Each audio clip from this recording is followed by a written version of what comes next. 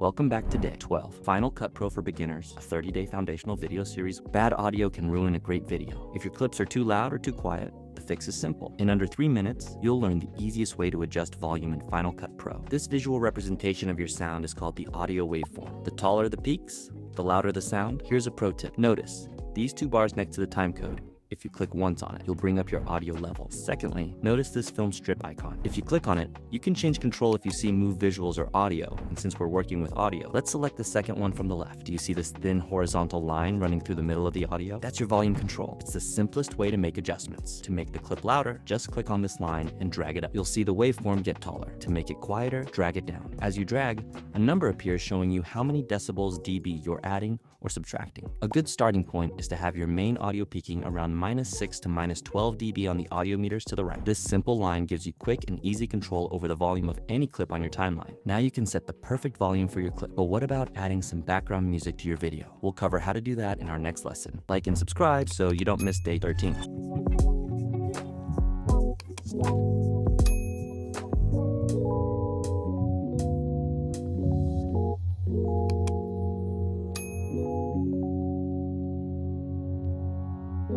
𝗪𝗘𝗠𝗘𝗠𝗕𝗓𝗓